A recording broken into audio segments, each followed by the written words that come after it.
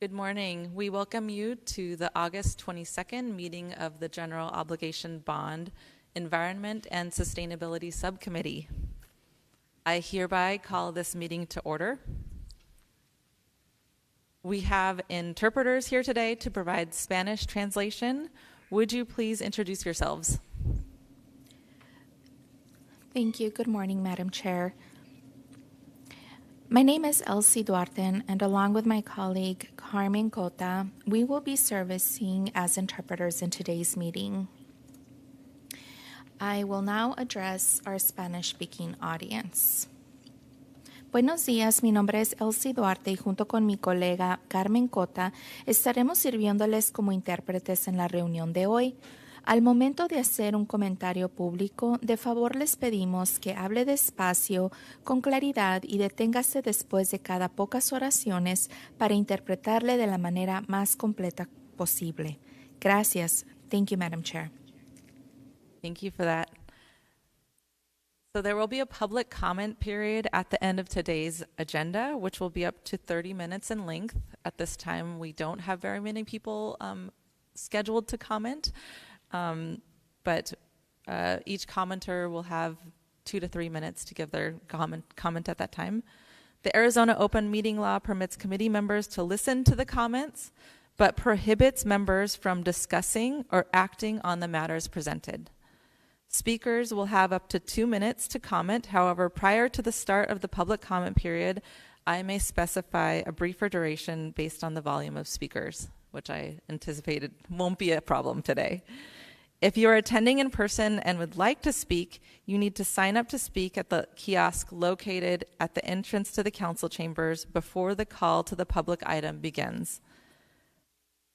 For virtual participants, registration to speak must be submitted 2 hours prior to the start of each meeting. Speakers will be called in the order received, beginning with virtual participants. Our first agenda item today is introductory remarks. The City Council has directed the General Obligation Bond Committee to recommend a $500 million bond program to the City Council. Executive Committee has tasked this subcommittee with identifying the most urgent needs related to the environment and sustainability. Staff have provided a starting point through a capital needs study. The subcommittee will also be hearing from members of the community who may have different priorities, as well as hearing the ideas of this subcommittee members as well. To manage information, staff will only provide a report on a new project concept at the direction of this subcommittee. Overall, the prioritized projects needs identified by staff exceed the $500 million bond program total. So through this process, the subcommittee will need to avoid growing the total program that is ultimately recommended to the executive committee. Are there any questions from subcommittee members on the general guidance or these opening remarks? All right, thank you. So moving on to agenda item number 2 is appointment of our vice chair. The executive committee has directed all subcommittees to appoint one of their members as a vice chair. And I've heard that there may be some interest in subcommittee members as serving as vice chair. Is there a motion, or are there any ideas of those who could possibly serve as vice chair out there? I move to appoint Dan Steller of the Nature Conservancy as vice chair. Dan, are you interested in serving as this appointment? I would be pleased to serve as vice chair. Amazing. Do I hear a second for approval of the vice chair? I second that motion. Thank you.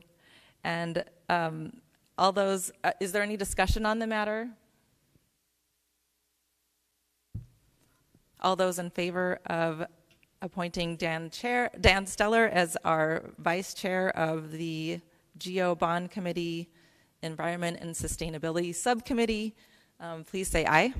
Aye. Aye. Aye. Aye. And all those opposed, please say nay. And Anybody abstaining from the vote, please indicate.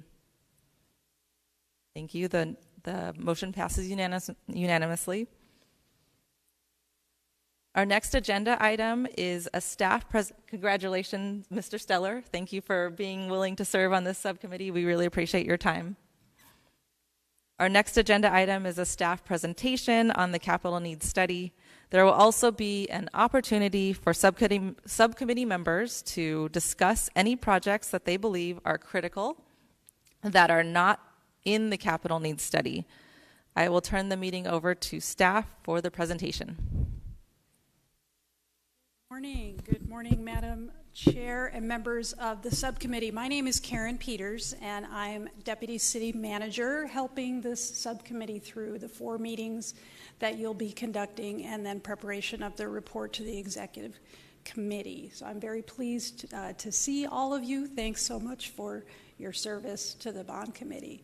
I want to introduce the staff here at the table.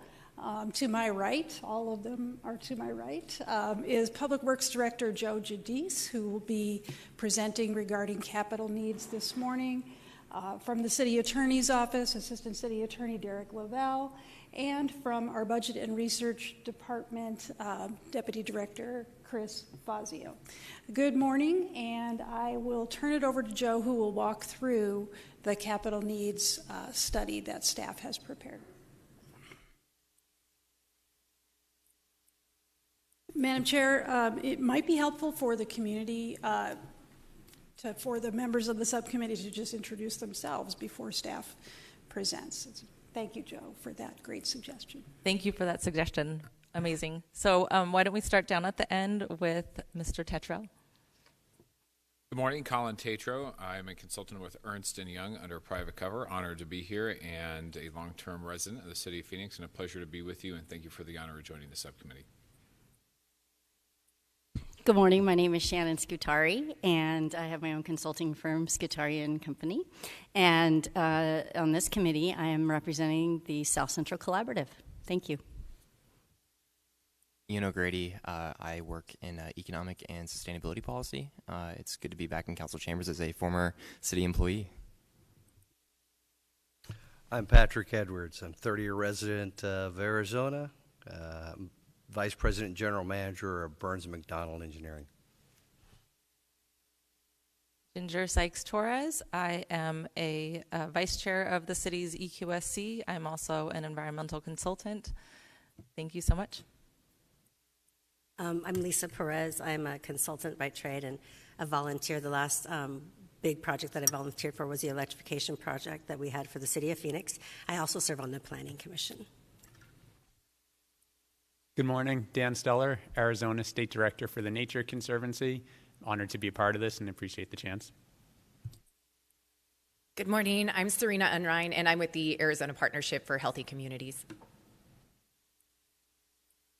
And Madam Chair, we have a virtual subcommittee participant. Can they unmute themselves? I think that might just be me. Good morning, everyone. My name is Gene D'Adamo, and I'm the president and CEO of the Nina Mason Pulliam Charitable Trust. And I apologize for not being there. I am in our Indianapolis office as we speak. It's a pleasure to be part of the committee. Thank you, Jean. We look forward to seeing you in person sometime soon. Okay, thank you, Madam Chair, members of the subcommittee. With that, I will turn it over to Public Works Director Joe Giudice. Good morning, Madam Chair, members of the subcommittee. Pleasure to be here with you this morning. I will be reviewing 2 programs and 1 project that are in the recommended capital needs assessment that you have before you. I should point out I get the pleasure of speaking to you today, but this work is a collaboration with our Office of Sustainability, my other staff in Public Works. I'm indebted to for all their great work on this, as well as our Office of Environmental Programs and others. And so I want to make sure that although I get to be the spokesperson, you know that many worked on these projects together. I'd also like to share, just from a personal note perspective, as I have throughout my 20-plus year career with the City of Phoenix, sustainability has been a key driving force and priority for me personally. having worked in the Office of Environmental Programs for a few years as well. I'm really excited to be able to bring forth to this committee some projects that really might help move the needle towards the city's climate action plan objectives and other sustainability initiatives.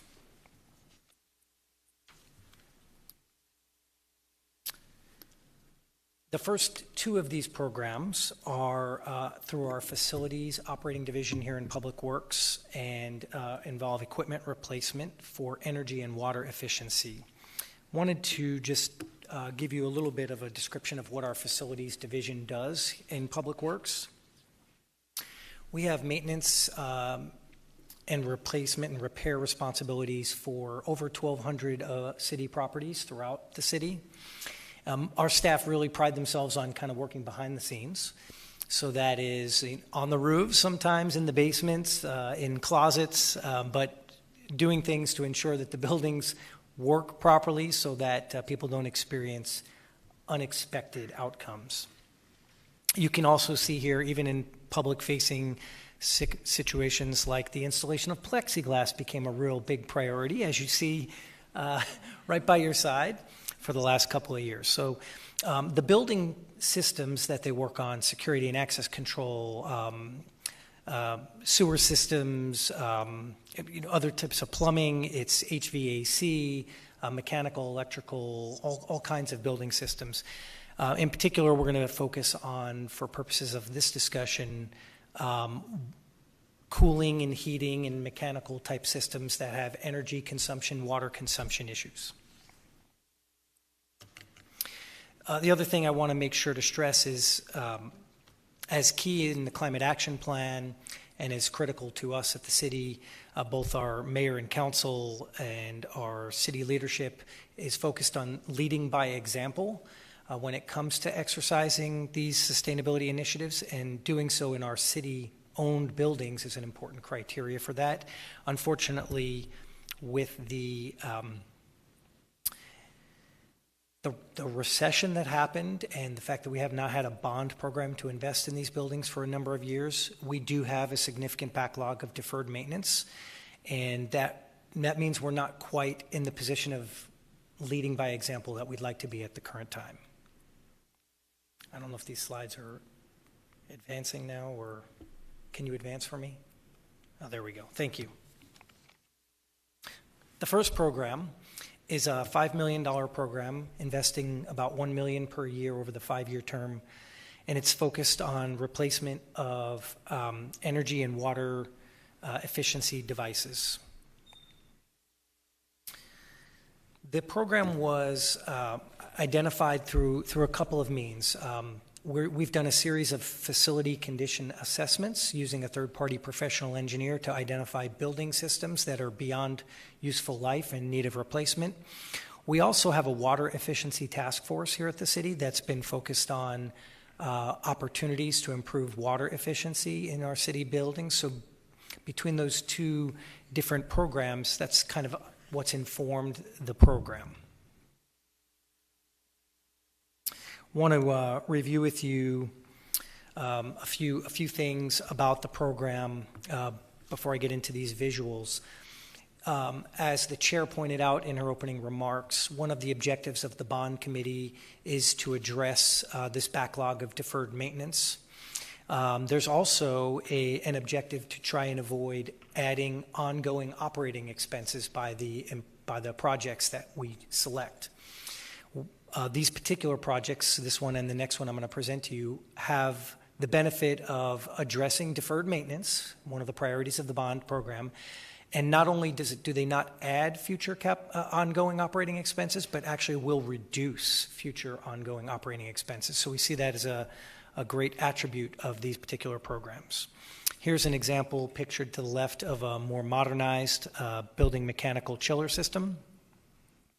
Also investment in technology for improved climate control.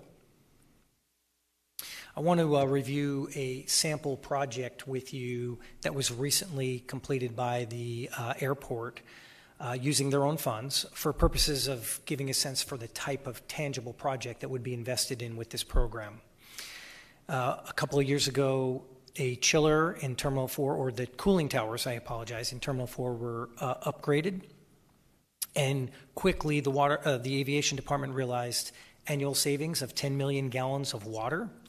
They've reduced the need for chemicals by 13,000 pounds a year, and they're saving $200,000 annually in utility expenses, which means this investment paid for itself in a few short years.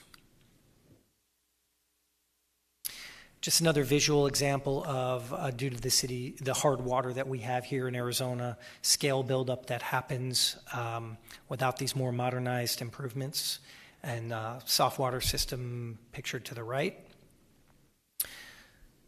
So now I'm going to move to the second of the programs that are being proposed. This is a little bit of a larger project. It is upgrades of HVAC and climate control equipment systems. There was a significant need identified through the capital needs assessment of a backlog of HVAC systems, so the typical units, and then the building intelligence systems, or building automation systems as the industry calls them, that kind of manage those systems. This program would be $3 million each year over the 5-year term, investing in upgrading these to achieve those energy efficiency savings and reduce greenhouse gas emissions. So I'd just like to refer to these older HVAC units as energy hogs. And so we would be looking to replace these energy hogs with much more energy efficient equipment, but also clearly improving the redundancy, the capability, the redundancy, the reliability of our systems, reducing the amount of breakdowns and impacts to residents and city staff in these buildings. I mentioned earlier, and I want to just reiterate, for this program, these facility condition assessments that we have performed using a third-party professional engineer have identified, I think we have about 600 HVAC units that are beyond replacement life at this point in inventory. And Ms. Perez asked me earlier on the way in, we do replace HVAC units today. We have a deferred maintenance program that has a small pot of money that is prioritizing building systems. A lot of them most recently have been like fire life safety systems. But there are some HVAC units, but our replacement of units is far below the massive inventory of units that are deferred out there. So, and obviously by not funding this program, we would continue to have those energy hogs out there. We'd also have continue to have quite a bit of HVAC system breakdowns that needing repair. Just a few examples. The contrast, I think, is pretty obvious when you look at some of these older systems. So this is an older system at Encanto Clubhouse that was recently replaced with the new system pictured there to the right. Similarly, this was an older system at Circle K Park that was replaced with a new system. I know just looking at a picture doesn't tell you it's so much more energy efficient, but I think you can get the sense for the age of some of the old inventory that's out there. Another thing I want to talk about that's less obvious, but not any less important, is these building automation systems. This is a newer smart technology that really helps kind of modulate and control these building systems, and in particular in larger buildings, these become really critical to energy efficiency. And so upgrading and improving our building automation systems would very much be part of this program as well. I'm going to move to our third. This is a project or a series of projects. It's also in our Public Works Department, but it is in our Fleet Services Division. So a little bit about our Fleet Services Division. In addition to maintaining over 1,200 buildings throughout the city, we also maintain the entire City of Phoenix fleet. And that includes our public safety, police, fire, ambulance, et cetera, our solid waste, refuse truck fleet, water department, streets department, et cetera. The fleet that they purchase and maintain through a contract, and then the aviation department, we purchase their equipment for them, but they do have a maintenance shop out at the airport that they take care of the basic equipment, and then there's some specialty devices that we take care of for them. Much like our facilities folks, our fleet department is about 300, mostly technicians or parts folks that are like to do their work behind the scenes in their shop bays to keep the fleet moving forward. But a major responsibility of our fleet is to provide fueling for the city's fleet so that they can be prepared to ready to roll each and every morning. This particular project is replacement of about 14 different underground storage tanks. It's a $5 million project,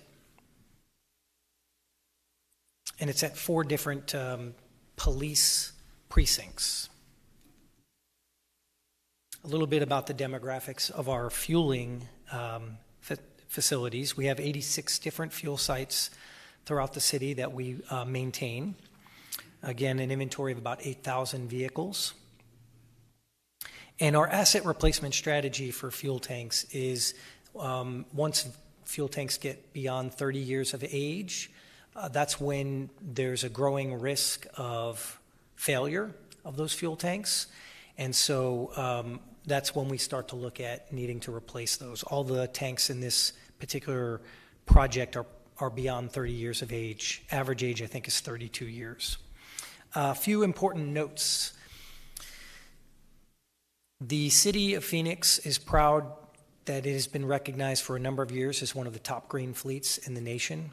73% of our vehicles run on alternative fuel, compressed natural gas, ethanol, biofuels, and clearly we're going to be moving to electrification of the fleet in the future. We've already started that process, and it'll grow in aggressiveness. And so that's a key priority in our strategy here was kind of twofold. One, identifying tanks beyond that 30 years of age, but also only prioritizing the most high usage tanks for replacement, recognizing that we're going to be transitioning away from unleaded and diesel fuel in the future towards electrification.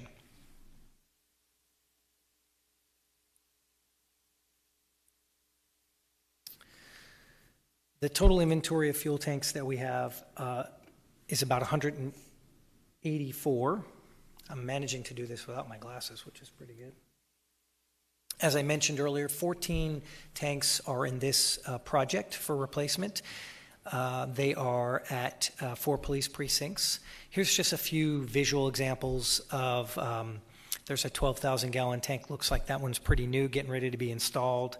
You can see also an excavation and removal of an old tank. And then a 550-gallon oil storage tank pictured there as well, just to give you a perspective on the range of different tank sizes. I mentioned the 4 locations, so they are presented here to you on this map. These are police precincts. Important to note that, police vehicles are running pretty much 24/7. So they are parking for a few moments while shift change happens, and the next set of officers get into that vehicle and head back out on the road. So having reliable, dependable fueling assets, and again, these are our highest use tanks, as well as having an average age beyond 32 years of life.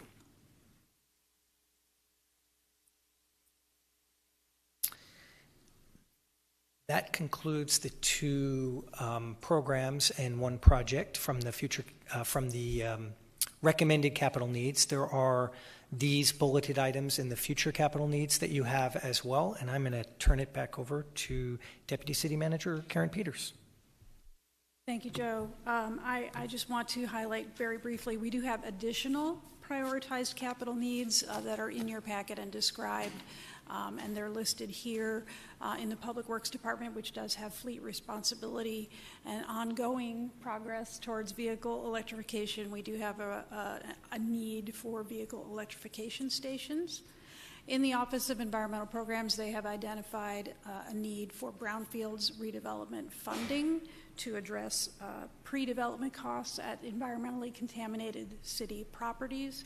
And then lastly, the Office of Heat Response and Mitigation has identified needs with regard to cool pavement and cool corridors throughout the city. So those are the additional capital needs that have been identified and prioritized by staff. And at this time, that concludes our staff presentation. We're available for any questions.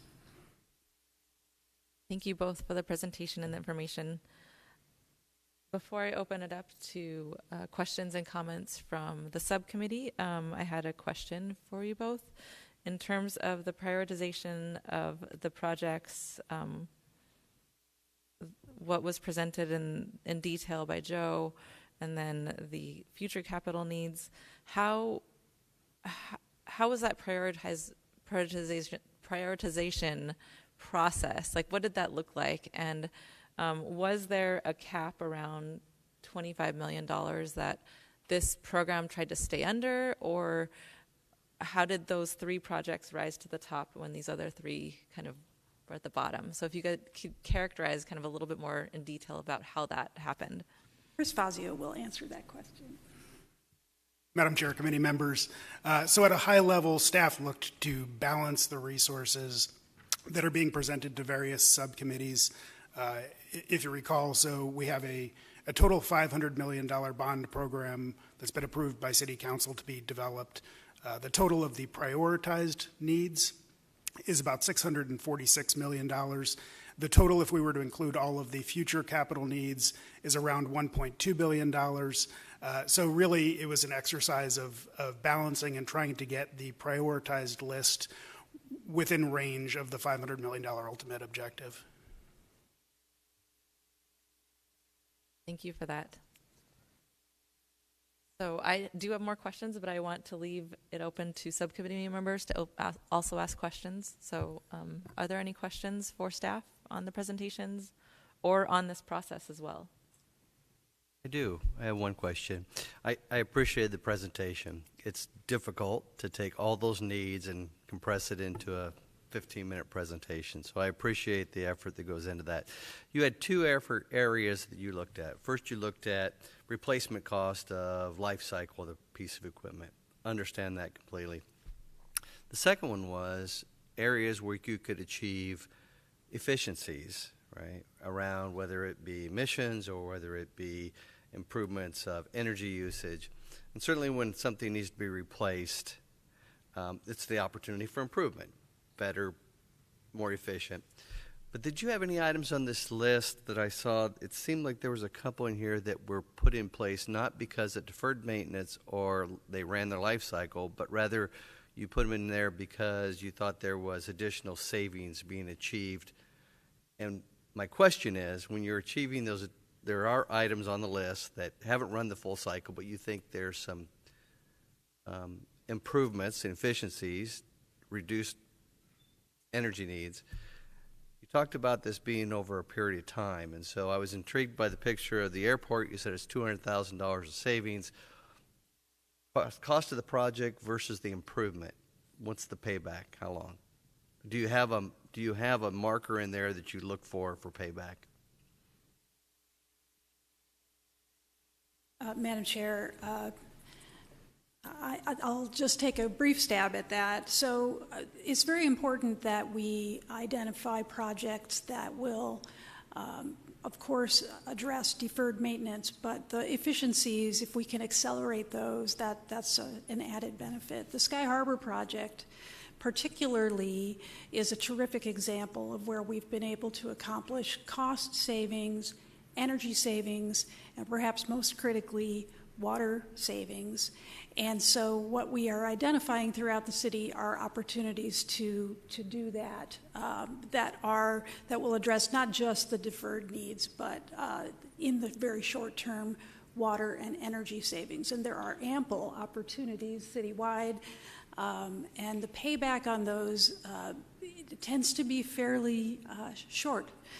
Because of the significant savings. I can't speak to specifically what the payback period is, but we can get that for you if that is of interest.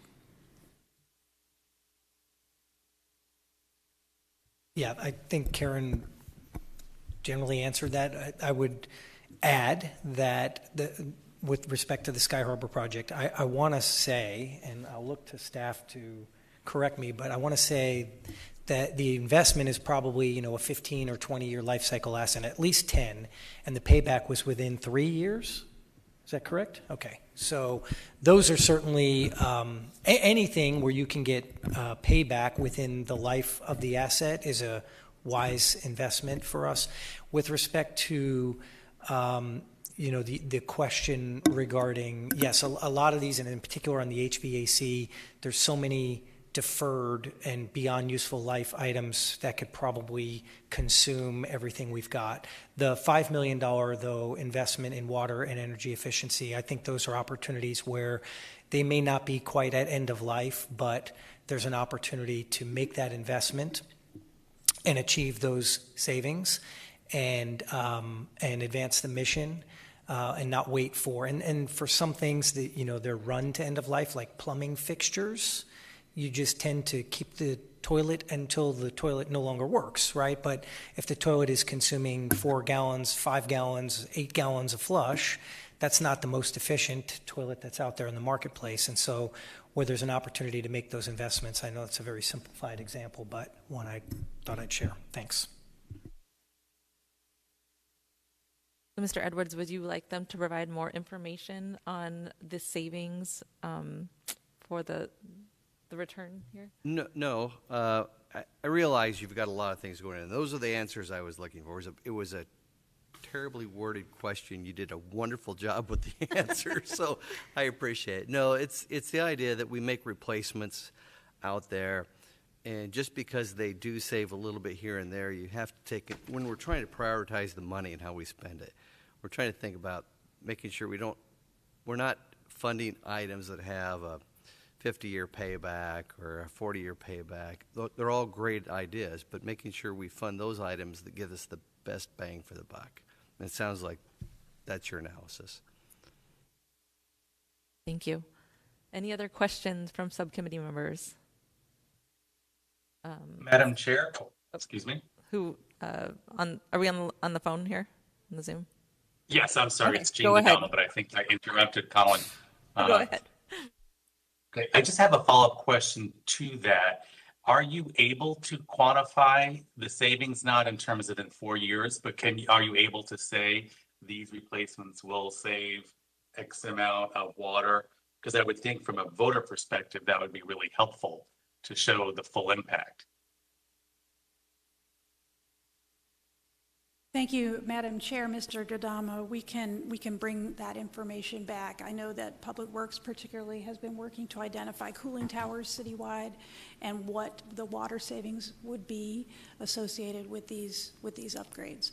So I'll just turn to Mr. Giudice and see if he has a more immediate response, but I think that we're happy to come back with more details. Thank you, Karen. I think that we would clearly, from a programming perspective, prioritize investments that had as quick a return as possible.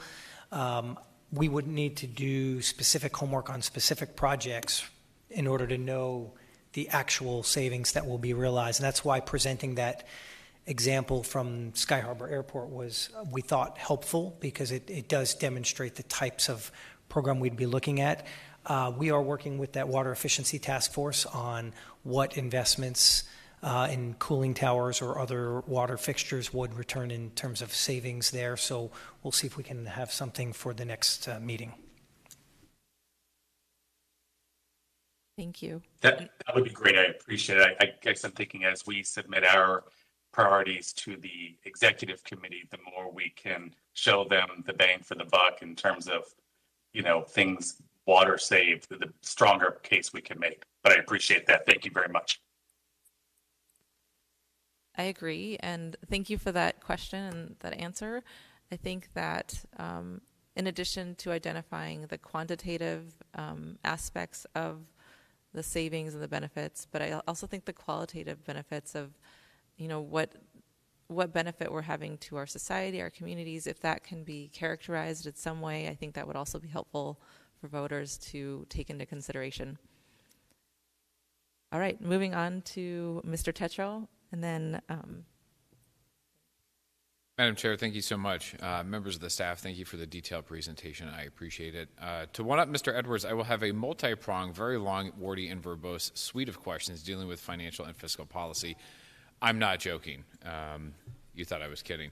Actually, I was wondering if we could maybe back up a moment with regards to the orientation of the utilization of GO bond funds for this and a long-term carrying cost. So I'd be interested to maybe have your insight and your rationale of why are we wanting to use GO bond funds, say, for capital expenditures such as this, perhaps versus other alternative financing mechanisms, things like an energy savings contract as an example, where there is often very little, if no, capital outlay, working with a third party, and then savings to the city, and that inverts over a period of time. So one, I'd say on a general thesis, right, of utilization of bond funds. To Mr. Edwards' question, to Mr. Dadamos, I think it would be interesting, while I understand you can't foresee this entirely to a granular level of depth, having maybe a rough understanding of the financial ROI associated with these projects, I think would be very useful. Comparative against if we're using bond funds and the capital carrying costs anticipated for that versus something like perhaps an energy savings contract. So I just want to make sure that the city is using the best, using the funds in the best mechanism possible. Let's say the lowest interest rate, achieving the greatest return on investment. And then to this other aspect, I think to the Madam Chair's perspective about co-benefits and also movement towards how do these move us towards neutral or perhaps against, I would not anticipate that. Things like our stated climate action plan and our goals that the city and the council have unanimously addressed in this regard as well. So let me wrap that up. I'd be curious, the orientations of GO bond funding versus, and there are many mechanisms out there, say an energy savings contract as an example. And then as an example, when I see the financial packet here, and perhaps this, again, in the future could be more detailed, those aspects of return on investment, I think, because as I'm seeing here as an example of the energy and water savings for equipment replacement, I'm seeing a 5-year, $1 million per annum capital outlay. So I'd then further be curious, so if we approve the bond and there's $5 million earmarked for here, we're essentially, if we're not expending this all at once, are we essentially accruing interest on this without the expense of the capital in order to then get that return? Right, so if we're holding the $5 million, if it's a 1 year, $1 million outlay, are we paying for that interest? So a couple of questions there, pardon all of them, but I'd just be interested in some of the financial underpinnings of all of this. Thank you so much. And thank you, Madam Chair. Thank you, Madam Chair, Mr. Tetro, for those questions. So I will, let's see, the order of the answers. So co-benefits, let me just address that first. Of course, these needs are identified based on a number of factors, deferred maintenance being a very significant one, as Mr. Giudice has emphasized rightly, because this is a very significant concern for the city. But all of these projects do deliver significant co-benefits with regard to water savings, greenhouse gas emission reductions, and increases in system reliability, which of course in the heat of the summer is something that we are very mindful of. It's very important that our cooling systems particularly are reliable and available for our residents to access in our facilities. So co-benefits are significant from the projects that are described, I would say.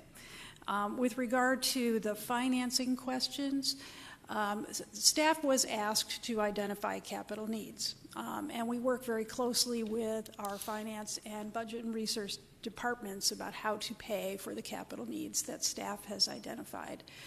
GO bonds are traditionally how we have financed capital projects in the city. Of course, we're open to other approaches as our staff evaluates these projects. So I certainly wouldn't rule out alternative financing mechanisms, and we have been talking pretty over the years. We've been talking a lot about whether there are alternative financing mechanisms, particularly in the absence of a GO bond program for the last many years. So that's something that we are actively assessing, and if there is an opportunity to pay for some of these in another way, we absolutely will look at it and let you know what we discover. With regard to the interest costs, I would say, and I'll look to Chris to correct me, but we do not issue all these bonds at once. Over the course of the 5-year period, we issue the bonds as the projects are ready to go, so that we minimize that problem of carrying interest costs. So I hope that's the right answer. So thanks for that question. Thank you very much. All right, Ms. Scutari. Thank you, Madam Chair. Thank you, staff. Excellent presentation. So I just want to bring cool corridors to life a little bit here. This is something that, we're streaming this live. God bless us all, right? I mean, this is something where we're trying to bring to the citizens of Phoenix what these projects really mean for their quality of life, frankly.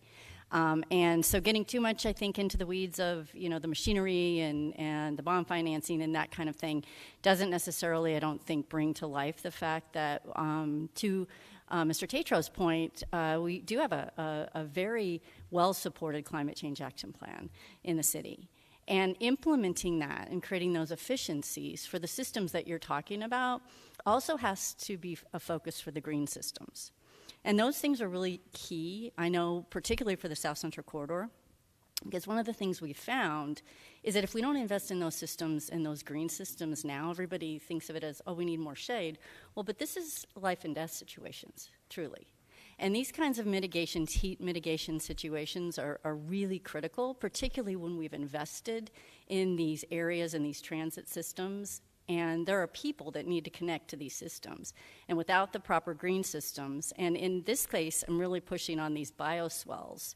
So I would really like staff to look more into how we can really install and maintain these bioswells, particularly around our transit locations, our transit-oriented development plans that we have that tie in really well with our cool corridor implementation. Those create financial efficiencies once we have robust green systems, because we need less AC, because the natural environment, and this is an environment and sustainability committee, so we want to know how the environment is actually helping us to reduce our need for machinery. These innovations are really key. If we don't look forward on that, and I really, really love hearing, Joe, the collaboration between Mr. Handula with heat response and mitigation, because, again, if we're not looking forward towards the things we're doing now to invest in those green systems, we're always stuck with machinery, and our green systems are really key.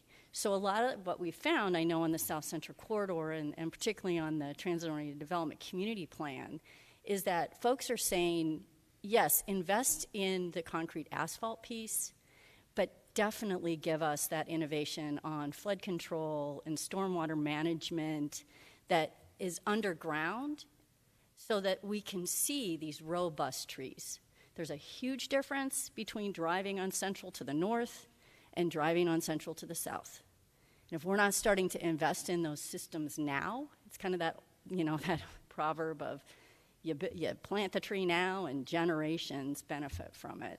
So I'd like that cool corridor to rise higher in the priority list and not just be like, these are future issues, we'll deal with them. If we don't start planning those things now, then they won't be robust enough for us to enjoy them in the future. But thank you so much for all your great work. And so I would love to see more on the bioswells. What are our challenges of investing in those, potentially around all of the light rail stations on the South Central Corridor. We have a pilot project, actually, that we're working on, and I want to congratulate staff for really being innovative in the pilot project around St. Catherine Square and you know, really on the light rail line in South Central to do a public-private partnership there. So I'd just like to look a little bit more at those innovations. Thank you very much. Madam Chair, Member Scutari, thank you for those comments. I couldn't agree more, but I also want to call to your attention that we do have another subcommittee that's dealing with streets and storm drainage. I do think that as the report of this committee comes forward, just some discussion of the co-benefits of that kind of investment would be terrific. Elevating the Cool Corridors work is something to consider, of course. I do want to emphasize also, though, that the Cool Corridors work is funded through the Streets Department to a degree, a significant degree, considering past investments. And so as we go forward, we are pursuing Cool Corridor investment, and Dave is here. And his work has been contributing significantly to our progress on that front. So those projects and that work are ongoing, but I absolutely appreciate the comments. Quick question. Is there a reason why that Cool Corridors was placed in the environmental and sustainability, our category, versus in the streets department batch? I'm going to ask Mr. Fazio to respond to that. Madam Chair, I would say that the perspective was that the reason for submitting the Cool Corridors project was really more from an environmental perspective than a street infrastructure perspective.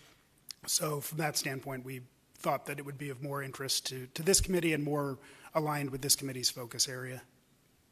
Well, because it sounded like from the response to Ms. Scutari was that these things are being considered, but they're being considered in the streets department discussions.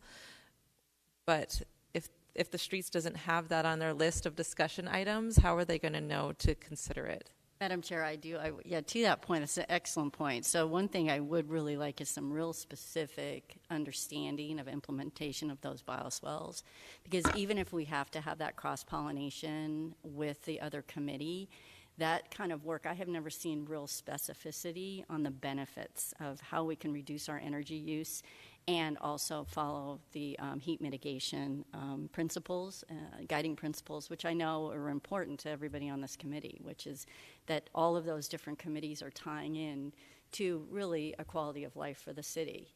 So even if there's a cross-pollination, I'm not necessarily seeing that show up on the other subcommittee list. No, Madam Chair, you are correct that the Cool Corridors and related investments are reflected here in this subcommittee and not in the Streets and Storm Drainage subcommittee, but I raise it simply to suggest that coordination is essential, and Kenny Knudsen, our Street Transportation Department Director, is with us here today as well. I think that does emphasize the coordination that we are pursuing and continue to pursue. So thank you again for those comments. I think that we'll have some more robust discussion about that. Just to add, to sum up this part of the conversation, I do think it's important to consider trees as part of our infrastructure. When we think of infrastructure, what Ms. Scutari was talking about was getting at the fact that it's not just the concrete, the building materials. We want to see our city really consider that the green infrastructure is an integral part of it, especially moving forward in our most vulnerable communities that need it the most. So thank you, city staff, for taking these comments into consideration and bringing us back more information, and also helping us to coordinate with the Streets Committee on these issues as well. I think he was first.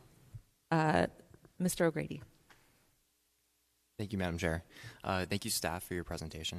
I really appreciate setting the table for this opportunity that we have here with this bond to spend on capital investment. I had a few questions. One, I had a similar reaction to fellow committee member Tetra around the HVAC spending, because it is the largest part of our, realize in terms of greenhouse gas savings, in terms of cost, it's a significant chunk. It's also a significant chunk of the money that we have in this allocated to this project. And so in terms of financing, are there other ways? Can we recycle cost savings into a year 3 investment, that kind of thinking? But I realize that, traditionally a GO bond is how you go in terms of these capital investments, but creating a differential between the investments that may not have cost savings that we need to do now, we just need to, replace these tanks, and those that then we can have savings later on in terms of costs, in terms of water, in terms of other things, but primarily financial. The second kind of area that I'm really curious about are the tanks, because I just going through the math, it sounds like 86 tank sites will be replaced, and in total there are 68 underground, 116 above ground. And so I was curious where those fit in, how that math works in terms of, and then if there's a difference between the above ground and below ground as like an environmental risk. And then just in general, I think this is, a really good step forward. All of the projects, including the ones that committee member Scutari has also mentioned in terms of looking at cool corridors. Because I think of, the climate action plan, you have a few different key areas of framework for moving the city forward in terms of reducing greenhouse gases, increasing water efficiency, reducing surface temperature, which I think is really, really urgent. I would really like to see in terms of research the temperature differential across neighborhoods, and if there are any projections for the next 10 years, given the sequencing of these bonds. It sounds like we have another 5 years, so it would be probably, 2029 before we spent future money on cool corridors. And so that seems like a very pressing issue that is in the last 10 years, it's already changed. And then I also was very curious about brownfields, because I know I caught the little note that landfills do not count as brownfields for federal remediation. And so I know the infrastructure bill has some support for more brownfield remediation. And so is there something that the city can do now in terms of talking to the EPA, changing the rules so that we can get that federal money? Because I know that's also a very urgent need in terms of like a third category that I'm not even, it may not be in the climate goals, but in terms of environmental remediation, especially in South Central, making that land usable and safe for folks. And so just circling back in terms of the tanks, I'd like to learn more about kind of the environmental risks that those carry and what we need to do now. And then with HVAC, given it is a significant part of the money we've talked about in terms of the initial proposal, where can we have a less expensive means of financing? We're taking out a 30-year bond for something that may pay for itself in 3 years and have immediate savings. And so that's the opportunities, because then I think we can get to the other projects that are also listed, that are also very exciting and pressing. So thank you, staff. Okay. Thank you, Chair, Member O'Grady. Regarding the tank, just I may have not been clear, so I apologize for that. There are 14 of the total of our 186 tanks that we have. Only 14 of them are in this replacement project. And those 14 tanks are at those 4 specific police precinct locations. So we are, we are definitely not replacing all tanks that are out there in our inventory. It's just that, and they were again targeted because they are beyond 30 years of age. They are high usage, our highest usage areas, and they are very depended upon by our public safety for keeping their fleet rolling. And so the combination of the age and risk, and to your risk question,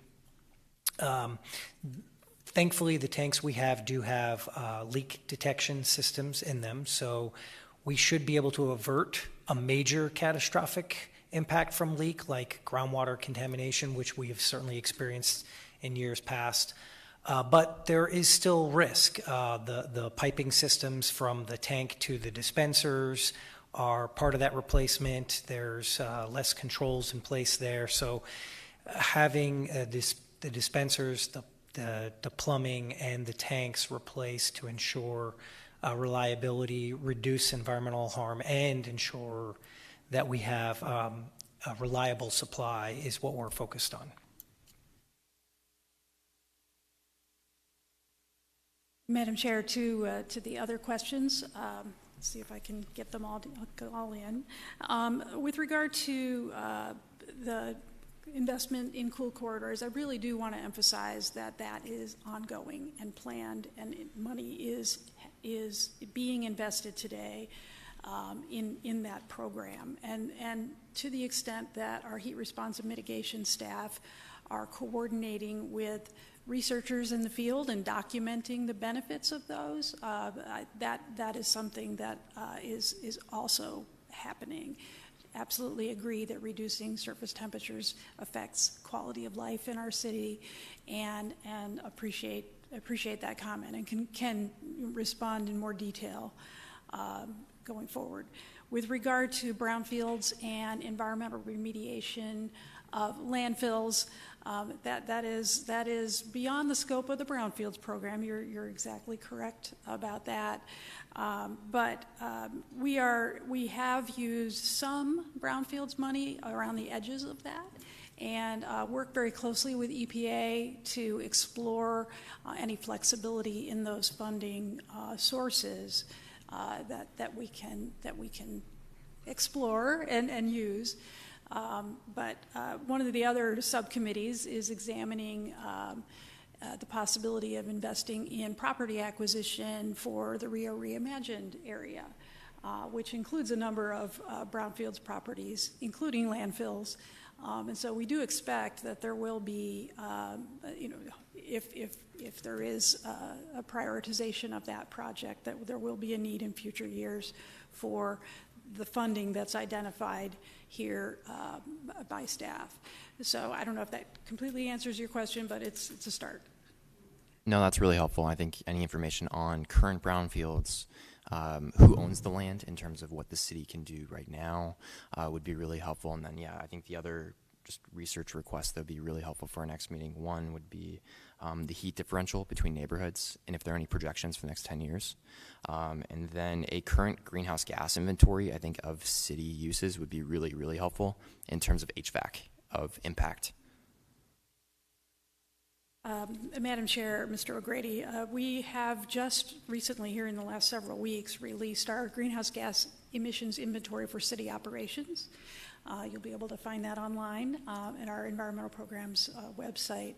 I will have to go back and look at it to see if it breaks it down specifically for HVAC. I don't think it does. I think it has to do specifically, well, generally with energy use. But we can take another look at that, and I absolutely recommend take a look at the city operations GHG inventory and what we have identified in the climate action plan as steps to achieve our city operations GHG goals. Thank you so much, and thank you, Madam Chair. Thank you. That just spurred another thought on my end. So because I'm so ingrained in the cool corridors issues area from working on the Urban Heat Island Tree and Shade Subcommittee, in that subcommittee, we have noticed that some corridors, areas that need these corridors the most, will require a substantial amount of investment because it's not easy to turn these old corridors into green corridors due to a variety of constraints, including the right-of-way width, the availability of space to even plant trees in those areas. And so it's going to require additional investment in the streetscape itself. And so I think for those types of projects, I think those might fit in this because they're not just easy. They're not things the streets department can just easily plant, the first 10. Once they get through the first 10, they're going to need to get into redeveloping some of these more challenging corridors, which are going to take more investment. And so that's an opportunity to look into here as well. And then I also noticed on our sheet that has the list of costs for the prioritized projects, there is a space for other funds. So if something like the cool corridors was to be able to be moved up, we could put where there is already existing funds that are coming out of the city in that space to know how much would be required in addition to that to kind of get at some of the more challenging project areas. Am I interpreting the other funds column correctly? Madam Chair, where the other funds are typically coming into play would be, for example, leveraging of federal funding availability, or perhaps some of our infrastructure that's in impact fee areas, outlying development areas, where there's funding that's available but unable to be used because there isn't sufficient funding today, for example, to deliver a project. That's a case where there's GeoBond funds plus some other funding source that's able to collectively fund a project. Okay, so it's not just city budget funding that goes in the other funds that you anticipate you would be using. Okay. Correct. That makes Madam sense. Chair, Madam Chair. Yes. Oh, I just wanted to comment on that, because one thing I think that's important is for folks to recognize that the city is looking at more than just, I mean, you outlined how there's double or triple the amount of needs for the city on what this bond is actually asking for the voters to approve. So I think it really shows that, again, you're working and cross-pollinating throughout all those different departments if you're showing that some of that financial commitment is coming from some of those other sources. It gives us a more holistic view, so we don't feel as though, oh yes, we're getting to that, but if there's some actual funding coming from these other departments, it would be helpful. Thank you. All right. Questions from this side of the, okay. Ms. Perez. Thank you.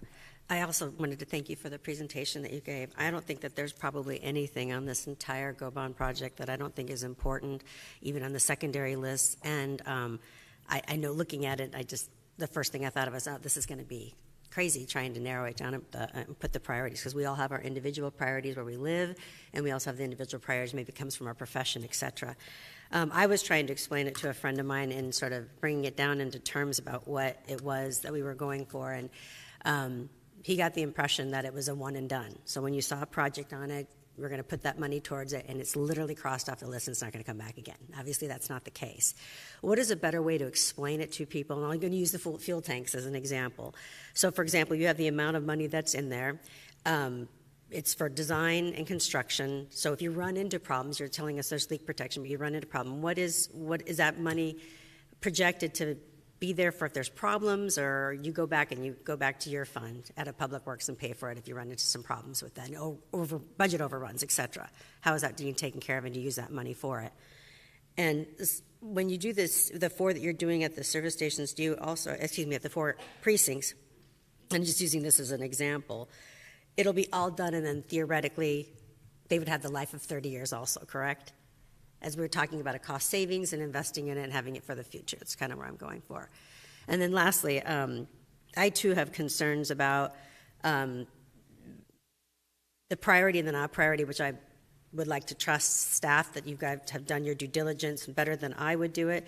But I served on the Electric Vehicle Ad Hoc Committee, and it was a priority for us as part of the climate change plan, and for the city to lead by example by providing electrification for your vehicles, not only for your public vehicles, but also for your staff. And wondering how some of these projects, as we're talking about, how they can be absorbed with infrastructure money, et cetera, from the federal government, how it can be absorbed through your CIPs and the regular budgeting process, and how we would know that, because this process is done by what, December? We're done.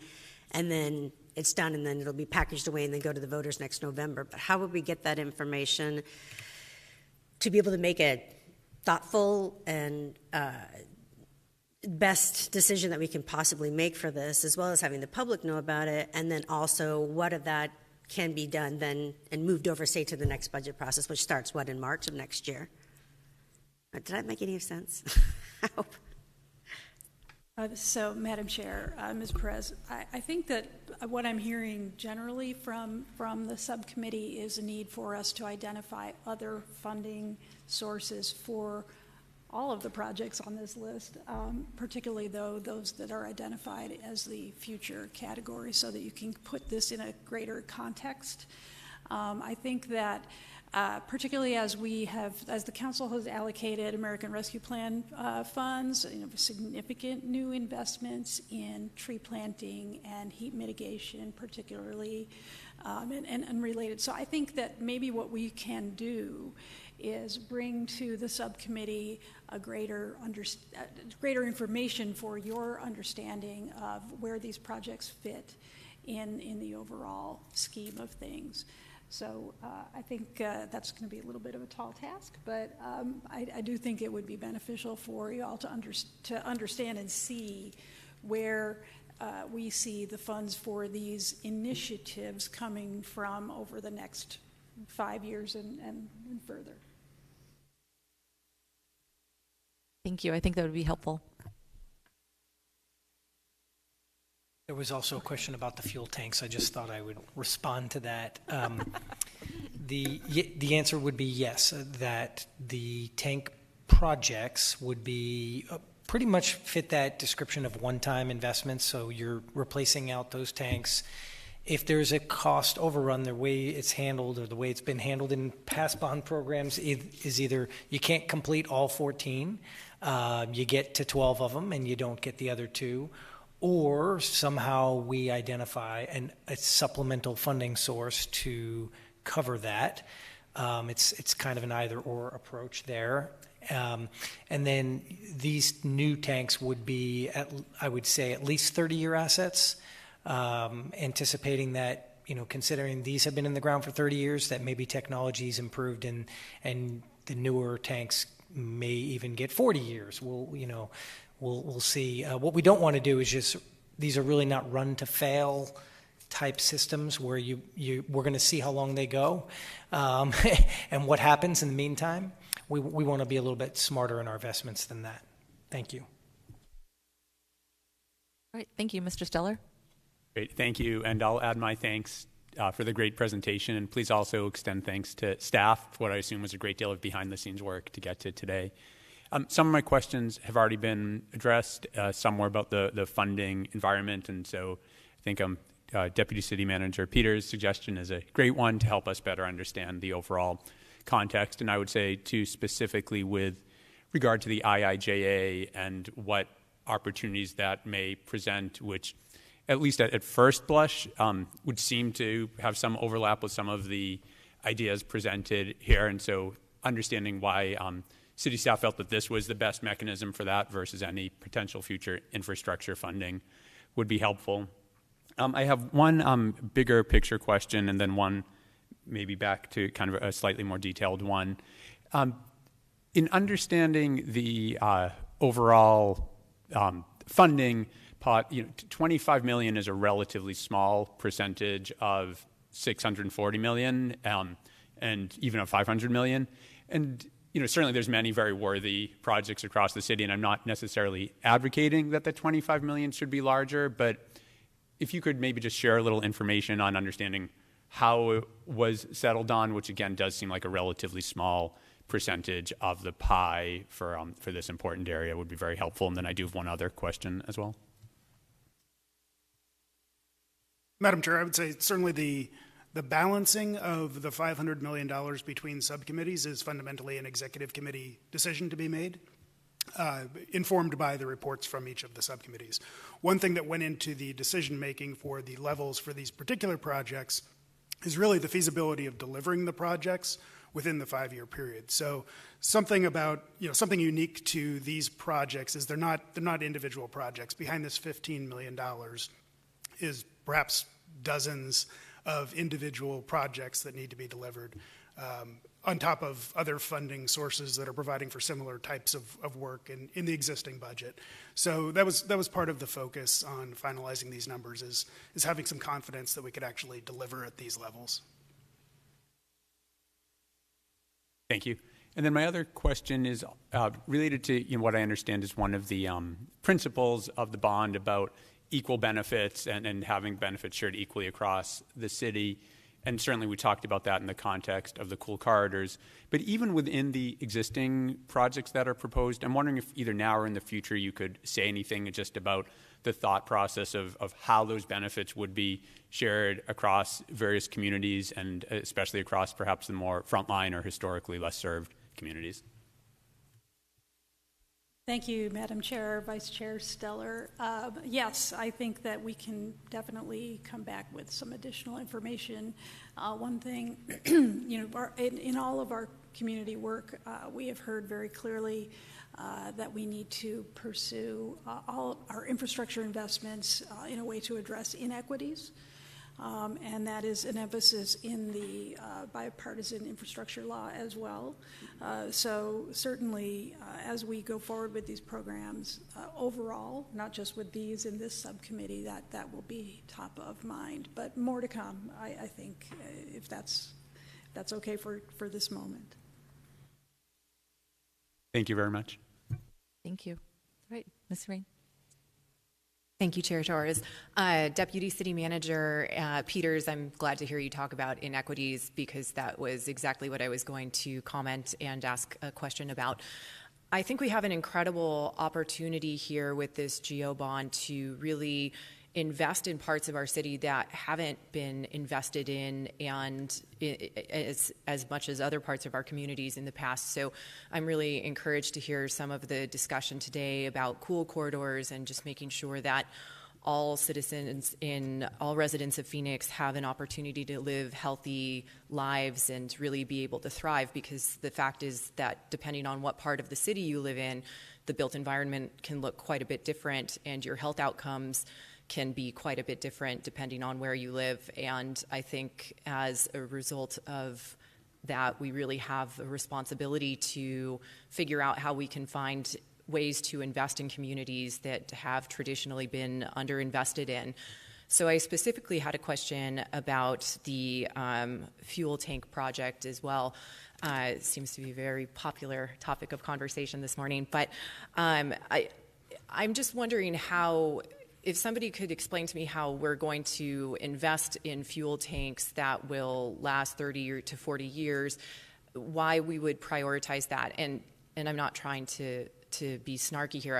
I really don't understand the value in investing in something that will last decades as we're starting to also move towards electrification.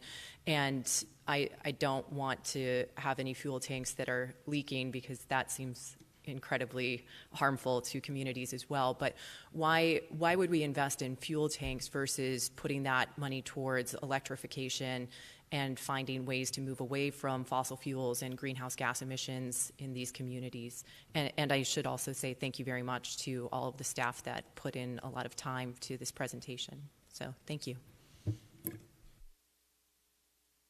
Yeah, I think those are really excellent questions. One question that we frankly spent a lot of time debating ourselves, and essentially it comes down to, we have a current need. We are currently using gasoline to fuel our patrol cars, and we currently have tanks that are beyond useful life and at risk of failure, and we've got to address that. While also recognizing, as we transition to electric vehicles, we need to make investments in that need. And so we are in the midst of a study where we're evaluating what type of electrical capacity we have at our various locations, what kind of additional investments are going to be necessary. We just do not have all that information at this point in time to know what that financial need is. We are aggressively evaluating the infrastructure bill and other federal funding opportunities, as well as partnerships with the utilities to fund those needs. So what I can say is Public Works and the city completely recognize we're transitioning, and that's got to be a priority for investment, and where are there opportunities to do that. We can't, though, turn a blind eye to the current need that exists and the current risk that exists if we don't address it. If I could just add to that, thank you, Joe. That's absolutely correct. We do have current needs, and we are doing some important work that was advocated by the Electric Vehicle Ad Hoc Committee that Ms. Perez served on to assess our fleet and what can be transitioned to electric or other non-fossil fuel propulsion systems in the short run, and what we can get done here in the next 5 years toward that. I think it's unlikely that study will tell us that police patrol cars are the first thing we're going to do. I defer to the experts, but what I've come to understand is that there are lots of other near-term opportunities with our light-duty fleet that we can make significant progress on, but that the police patrol cars are more of a challenge in the short term. So we have this current need. We need to address the reliability of those systems to keep our police patrol cars in operation. So that's why this is recommended. This is identified. I think Joe is absolutely correct. We did talk quite a bit about this and made sure that what is brought forward is truly necessary today. Does that answer your questions? So a quick question on that from me is, in replacing the fuel tanks and installing EVs at our city facilities, is there an equity perspective or lens that's put on making sure we're not replacing all of the fuel tanks in certain portions of the city that may already be experiencing increased emissions in those areas, and making sure that those kind of emissions values are balanced out with the geographic locations of where the need is? I don't know if that question makes any sense at all, but but I just want to make sure we're not replacing fuel tanks and like establishing a 30-year future for those emissions in the communities that already have heightened emissions. You guys understand what I'm talking about. If somebody else understands, feel free to rephrase. Yeah, Madam Chair, that's an excellent point, and something that we can further evaluate. But the fuel tanks that are identified, particularly those that serve the police precincts, do serve vehicles that are used citywide. I'd say that's my first response to that question. Oh, clarifying question too that might also help. Is there any future to convert our police fleet to electric, or is it always going to be gas? Oh, no, certainly. I think that in the future we will transition all of our vehicles away from gasoline. There's no doubt that will happen. It's just a question of when. And so I'm going to put everyone's mind to rest that we're not talking about 30 years of fossil fuel vehicles. We're not forever. Certainly not. But in terms of the impact to residents of the city vehicles on the streets, I believe that is something we can look some more at. But this is a citywide function, and I would ask if Mr. Giudice has any additional information about that. No, I think that pretty much answers it. I mean, the criteria that we use to build these 14 tanks for replacement was the age and the risk of failure combined with the usage, recognizing that we have other tanks that are beyond 30 years of age, but we did not include them because we recognize we're transitioning to electric vehicles and we don't need an entire new replacement of tank inventory out there. And so to alleviate any concern, we are aggressively looking at transitioning towards electric vehicles, could be other forms of alternative fuel, whatever, depending on the type of use. Hydrogen, for example, might be a prospect for certain applications. But for police fleet vehicles, for example, I think electric vehicles are the future, and they will be here 10 years or less. We'll start to see transitions, I'm sure. And just because a tank was put in at these locations doesn't mean we wouldn't transition. We will proceed with the transition to vehicle electrification. Quick question now from what you just mentioned. You said that there are other tanks that are beyond 30 years, and we talked about the risk of, the tank failure or potential risks after 30 years. Is there any investment that needs to be made in those tanks to either take them out of service, or what happens when we don't need them anymore? Is that something that was considered in the capital needs study? Yeah, and it's essentially the what happens is that tank gets taken out of service, gets removed, and either if there's no other alternative nearby, then those vehicles need to go somewhere else to get their fuel, or we would have to replace that tank in some kind of an emergency status this has happened. We have had this happen. We've had it happen at a fire station somewhat recently. I think a water yard somewhat recently. And so it depends. So some locations have multiple tanks. And so to the extent one fails, it's taken out of service. We make sure there's an environmental investigation done. Everything's cleaned up if anything needs to be cleaned up. And we remove that in compliance with and in coordination with the Arizona Department of Environmental Quality. And so either those operators are going to go somewhere else to get fuel, or we're going to have to do a tank replacement of some sort. It could be, a temporary above ground. There's a variety of options, not to get into the details, but you're dealing with, a responsiveness now to a tank failure. Yeah, so I guess my question is, why were the ones singled out that were targeted for these, the capital needs prioritized projects, when there's still just as much risk out there from the other 30 that just aren't used as much, that still need to be taken care of in order to reduce our city risk?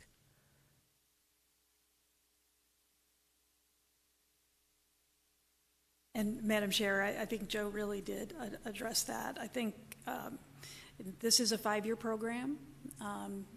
These 14 are identified as the most in need over this next 5 years. Of course, as the years go by, and we're back in front of another bond committee to talk about this 5 years from now, there will be some more needs identified. But for now, this is the recommendation. These are the identified tanks that staff has recommended. Thank you. Are there any more questions from subcommittee members? Madam Chair, may I? Yes. I have a few follow-up questions. Thank you, staff. Actually, just continuing on the question with regard to fuel tanks.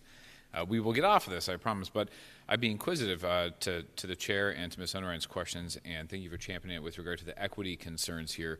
I'd be interested to see the location, and pardon me if I'm not seeing that in the packet, and how that overlays to a community replacement perspective. And to the last question, how that would then be rectified against future GO bond issuances and some of the locations of where we are prioritizing those transitions. I think that would be curious to understand. I'd like to then take a moment back here with regard to and invite your perspectives, and Mr. Fazio, perhaps this for you. I would invite your perspectives on the utilization of federal state funds, understanding many of the present infrastructure acts, some of the current bills being passed. What are the perspectives of the city in terms of leveraging grants and available funds either to accelerate this work, and then if that is done, what is the orientation to the reappropriating the GO bond capital? Is it indentured specifically to this project, or can that butter be spread on other pieces of bread, so to speak? That's the first one. Madam Chair, committee members, so we went into this program recognizing that the federal infrastructure bill is in progress at the same time as we're developing this bond program, and there's a lot of questions on what those grants will end up looking like, what the city will end up receiving in terms of federal grants. You're absolutely right. There's certainly a potential that there's federal funds that come in and backfill something that we envisioned using GO bond funds for. If that were to be the case down the line after the bond program was finalized, ultimately come to city council to make through the budgeting process decisions about how those bond funds should be utilized. They would need to be utilized within the scope of whatever voter proposition they're attached to. So if there were a environment and sustainability proposition that the voters approved that had a certain dollar value to it, if one of these projects that was recommended through the bond program turned out to not be needed because of federal funding, then the city council would need to, through the budgeting process, decide what other project is a high priority within the same scope. Does that answer your question? It does, thank you. I think the follow-up from that, when we've talked about some of the potential OpEx savings with regard to the capital change out of these assets, I'd be curious for your perspectives further on the utilization of those OpEx savings and how they might be leveraged further to either accelerate transition, and especially to bring it back to fuel tanks when we talk about some of the justice and equity overlay concerns here. When we think about the very complex constellation of transition, right, from ICE to electrified motors and movement, how would we envision some of the either OpEx savings being used? Is this against city council budgeting maneuvers here in order to accelerate existing approved GEO bond measures, or would that be considered into something like a sustainability revolving fund in order to accelerate additional work? Madam Chair, where does the OpEx go and the savings? Madam Chair, committee members, so there's GeoBond projects that are being proposed in other subcommittees that have an operating cost. There's GeoBond projects that are proposed that may have an operating savings. In the case of the projects that are being considered by this subcommittee, for the most part, the operating costs or savings would be general fund related costs or savings. The City Council on an annual basis would determine, based on the general fund status, what programs holistically are being funded. Those savings from a particular project wouldn't by default go back to fund more of that project, for example. Thank you for that. And then I think my last question and comment here would be with regard to the utilization of either that OpEx savings, and at least my personal thoughts in council with regard to that, is that if OpEx savings are identified, along with perhaps either federal funds, state funds, and or alternative financing mechanisms, I think my council would be a very deep consideration of the additional projects that provide co-benefits and movement towards our climate action plans. I've heard several committee members articulate a few of those. I would offer, especially with a critical lens towards equity and justice of our underserved and disadvantaged communities as well. So I would ask for that consideration as we go down this process in either efficiencies in the work as it's transacted, or in the financial mechanisms and levers that we pull, that we take the advice and feedback, not just in the present, but plausibly several years into the future, preceding another GEO bond issuance of this committee. Thank you. To the question about the specific location, I thought I caught that was a question. So one precinct is at 400 West Southern Avenue. Another is at 3443 South Central Avenue. The third is at 1902 South 16th Street. And the fourth is 6180 West Encanto Boulevard. So that's our Maryvale precinct by name. Maryvale precinct, Central City precinct, Southern Resource Bureau, and South Mountain precinct are the locations. Thank you. Any other questions from subcommittee members for staff or about the process? Hearing none, we will move on to agenda item, I think it's number 3. The public comment period. Actually, before we move on, are we clear on kind of the additional studies, additional information? Okay, good. Okay. All right. So now we will now open our public comment period. We have, I believe, one speaker. Do we have any additional speakers that have signed up? No, one speaker. Registered today. I will give our speaker 2 to 3 minutes to give their public comment. We'll start with Matthew Shaughnessy.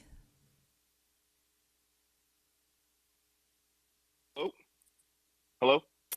Yes, we can hear you. Hi, my name is Matthew Shaughnessy. I've been in Arizona for the past 10 years, the last 4 in Phoenix, and I've also been working with the Phoenix Fire Department.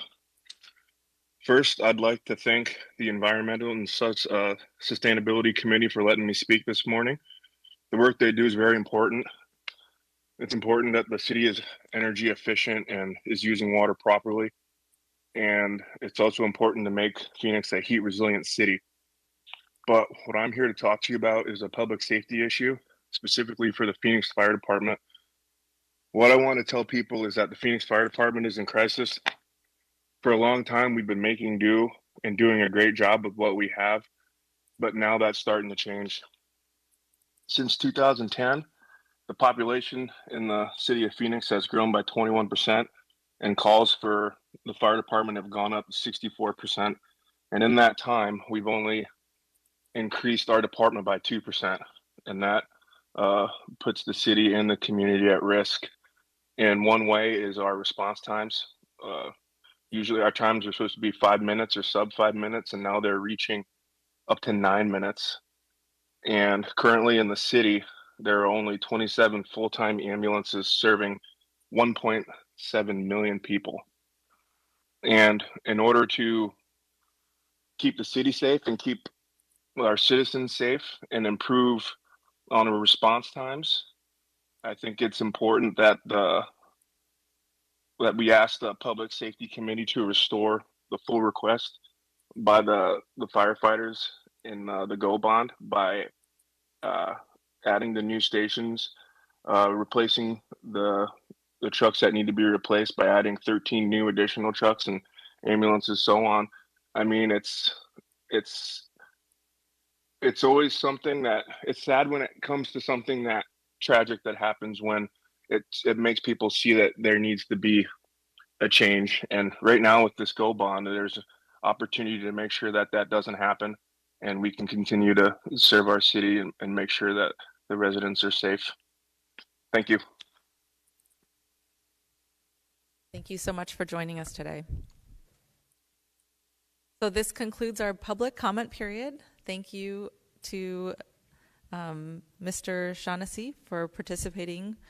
And based on our discussion today, do any subcommittee members have requests for the next meeting agenda? I'll give you some time to think.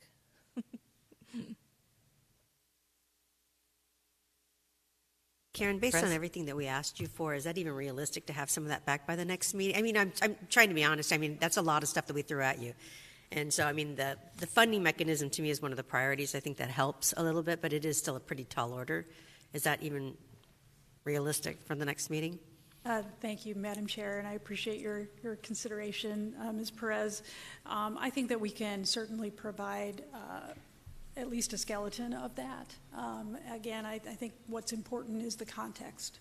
So we'll do what we can to bring that back to you. And if there are additional questions that spurs, then of course we can do that as well.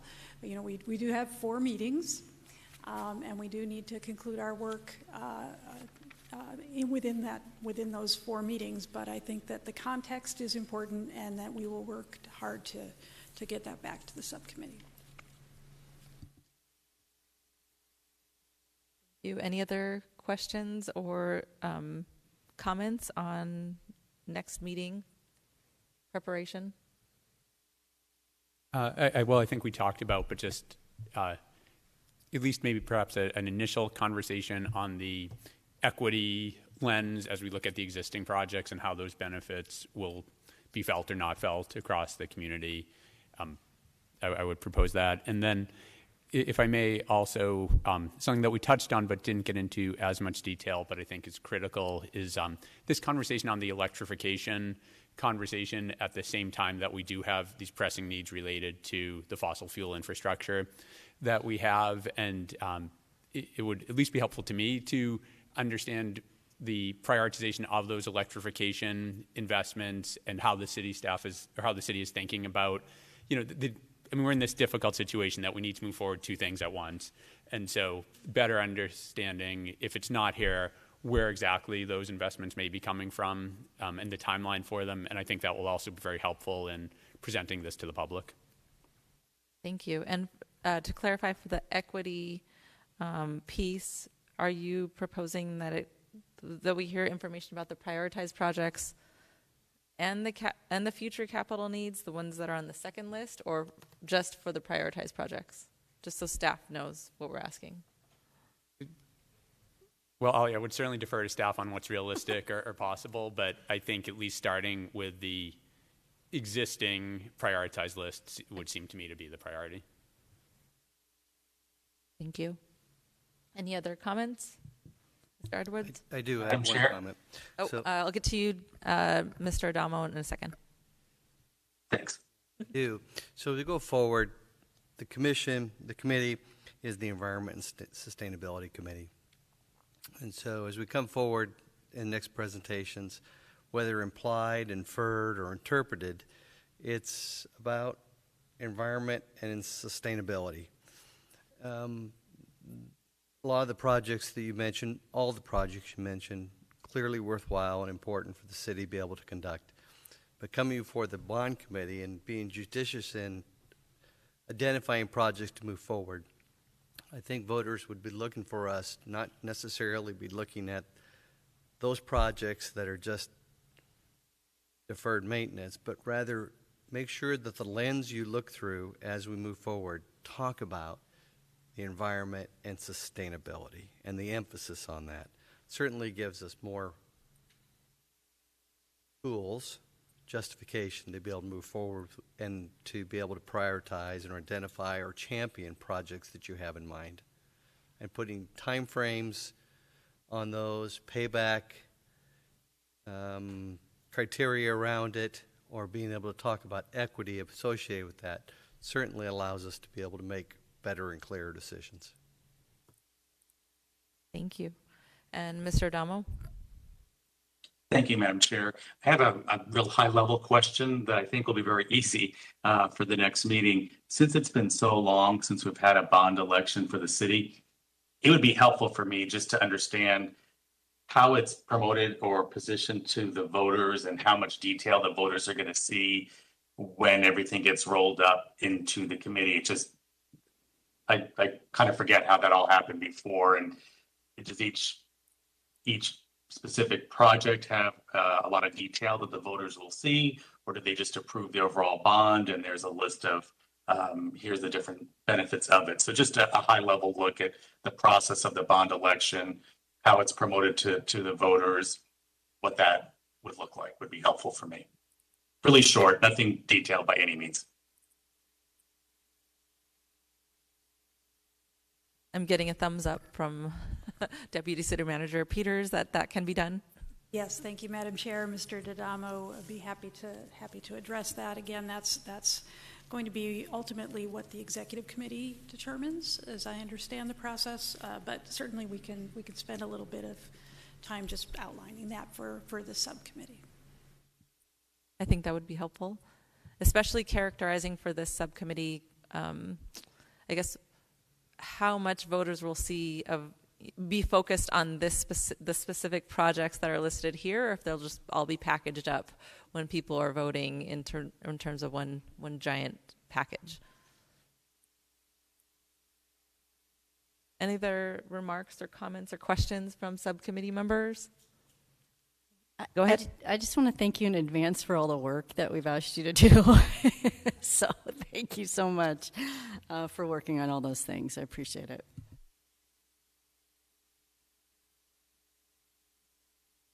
Not seeing any additional comments or questions. Want to remind everybody that our next meeting is scheduled for September 12th.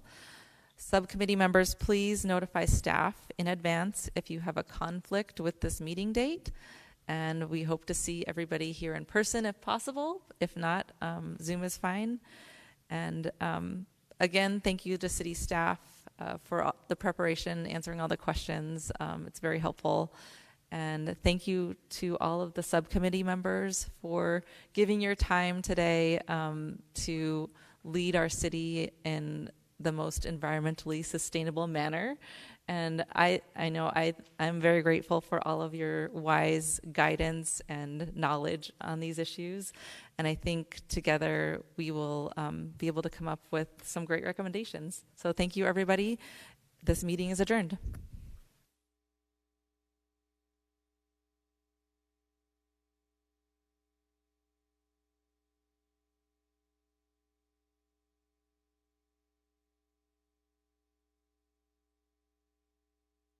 Thank you all for being here today.